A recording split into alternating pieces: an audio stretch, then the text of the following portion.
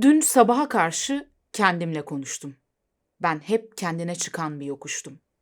Yokuşun başında bir düşman vardı. Onu vurmaya gittim, kendimle vuruştum. Özdemir Asaf'ın dizelerinde belirttiği gibi çoğu zaman en büyük kavgaları kendimizle yapıyoruz. Ve takdir edersiniz ki bu kavgaların bir kazananı yok. Peki o zaman ne yapacağız? Nasıl kendimizle barışacağız? Nasıl kendimizi sevebileceğiz? Bununla ilgili birkaç ipucunu bu videomda sizlerle paylaşıyorum. Kendimizden memnun olmak, mutluluk ve huzur için olmazsa olmaz. Çoğu zaman aslında yaşadığımız çoğu psikolojik sıkıntının altında kendimize değer vermememiz, kendimizi sevmememiz, kendimizle barışık olmamamız yatıyor. Olduğumuz halimizi kabullenebilmemizle ilgili bir kavram aslında. Kendisiyle barışık olmak, kendisini sevmek. Peki bunun için neler yapılabilir? Gelin bunu 7 adımda inceleyelim. Tabii ki ilk adımımız öncelikle farkında olmak. Neyin farkında olmak? Kendimizle olan ilişkimizin farkında olmak.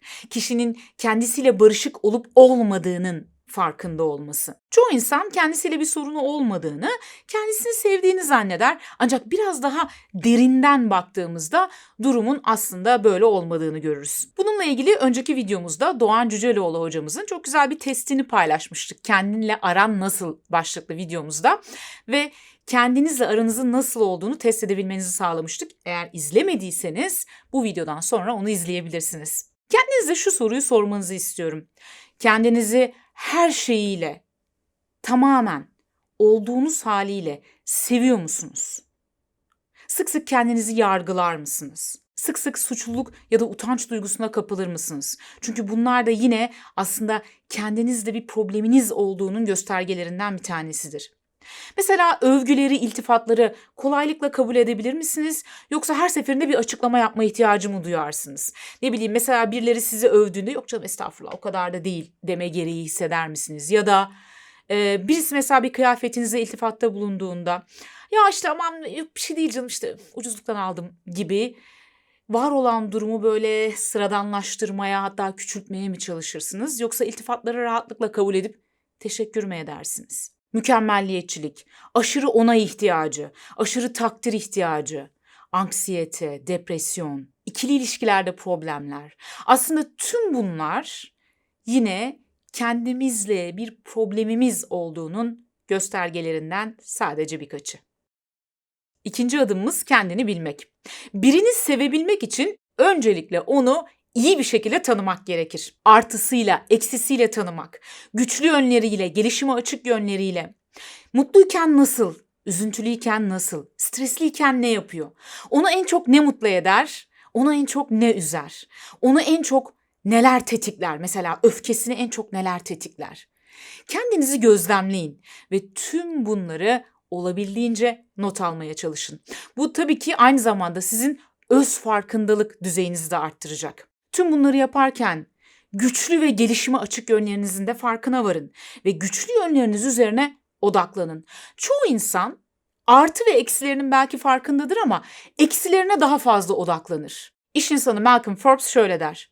Çok fazla insan olmadıklarına aşırı değer verirken olduklarını ise küçümser. Siz bunu yapmamaya çalışın.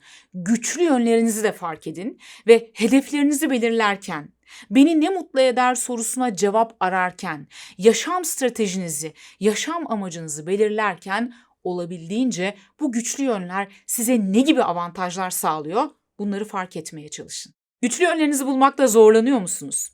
O zaman şunu düşünün. Mesela geçmişte kendinizle gurur duyduğunuz ya da başarılı olduğunuz bir anı hatırlayın. Ya da belki de zorlukların üstesinden gelmeyi başardığınız bir an. Bu anlarda hangi özellikleriniz, hangi kişisel özellikleriniz size yardımcı oldu? Bunlar muhtemelen sizin güçlü yönleriniz. Diğer insanlardan yardım isteyin. Diğer insanların sizinle ilgili geri bildirimlerini dinleyin. Mesela diğer insanlar daha çok hangi yönlerinizin kuvvetli olduğu konusunda size geri bildirim verir? Hangi konularda başarılı olduğunuzu söyler, güçlü olduğunuzu söyler? Bunları düşünün. Gerekirse mini bir anket düzenleyin ve objektifliğine güvendiğiniz insanlara dağıtın. Biriyle yeterince vakit geçirmeden onu nasıl tanıyabilirsiniz ki ve nasıl sevebilirsiniz ki? Bunun için kendimizi sevebilmek için aslında biraz kendi kendimizle vakit geçirmeye ihtiyacımız var. Kendinden hoşnut olmayan insanlar çoğunlukla kendilerinden kaçarlar ve kendi kendilerine kalmak istemezler. Bu yüzden o aktivite senin, bu aktivite benim koşabilirler ve olabildiğince sosyalleşmeye çalışabilirler. Ya da duygularını ve düşüncelerini bastırabilirler.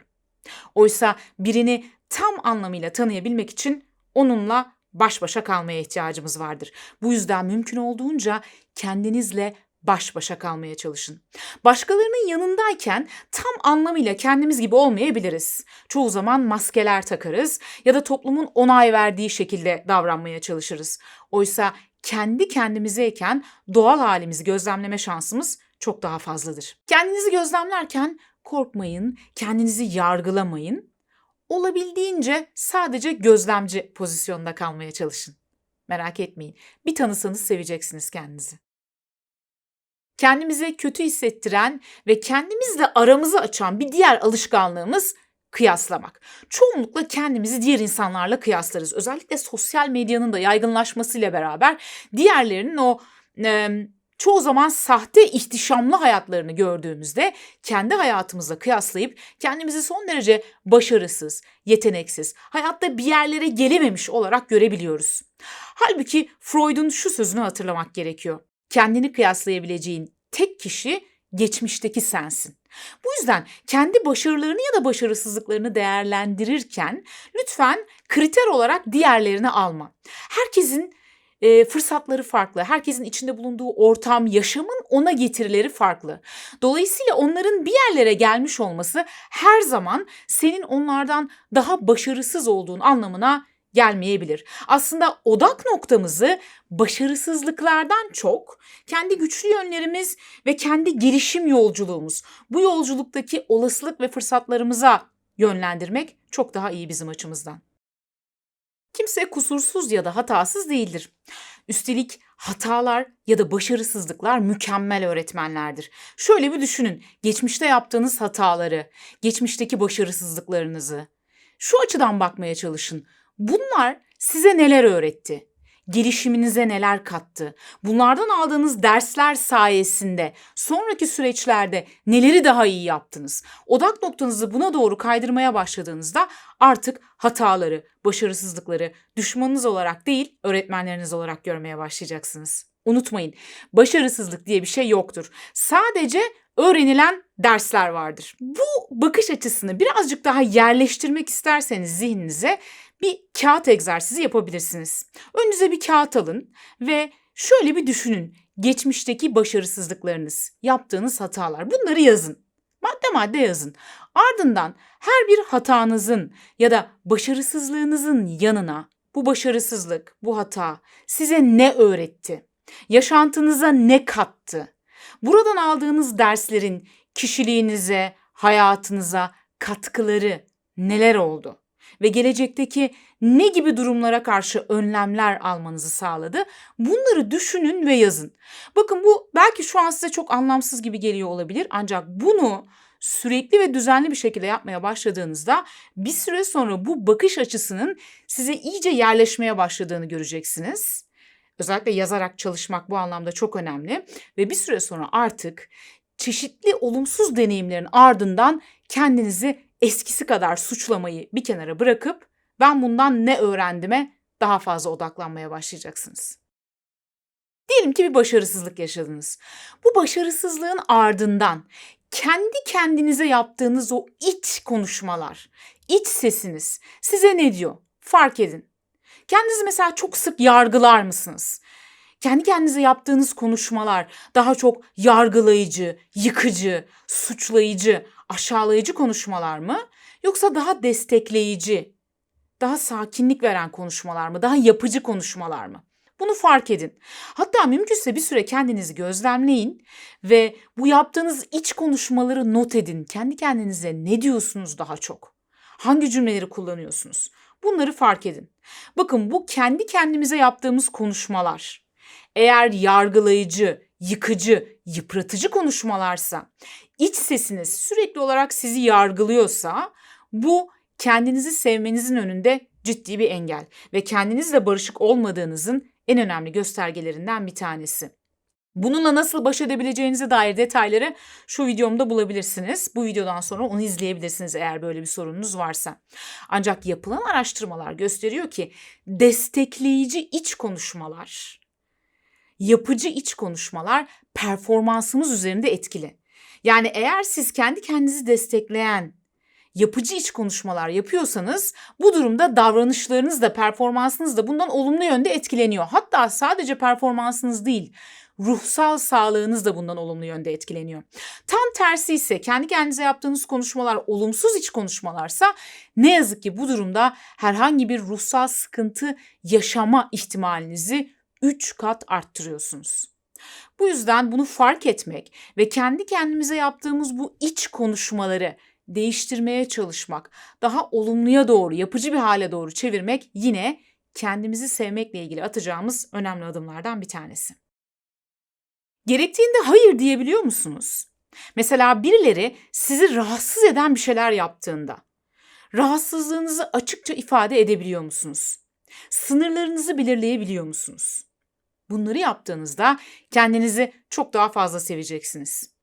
Sınırlar sizi bir birey olarak tanımlar. Neyi sevip neyi sevmediğinizi, neleri yapıp neleri yapmayacağınızı, diğer insanların size neleri yapıp neleri yapamayacaklarını, size ne kadar yaklaşabileceklerini ya da yaklaşamayacaklarını belirten ifadelerdir.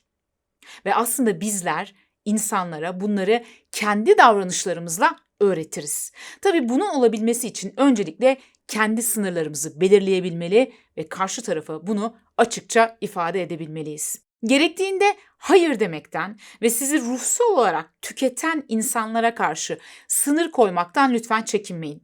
Eğer karşı tarafı kırmaktan korktuğunuz için hayır diyemiyorsanız ya da rahatsızlığınızı belirtemiyorsanız aslında bunun son derece yapıcı bir yolu var. Bu yolu formülize edilmiş bir şekilde detaylarıyla kırmadan söyle ama nasıl videomda anlatıyorum. Bu videomda detaylarını bulabilirsiniz eğer hayır demek konusunda zorlanıyorsanız. Kendimizi sevebilmek uzun bir yolculuk, detaylı bir yolculuk, zaman ve emek gerektiren bir yolculuk. Bu yolculukta lütfen kendinize karşı anlayışlı olun, acele etmeyin, sabırla adım adım ilerleyin. Ben sizi seviyorum, siz de kendinizi sevin.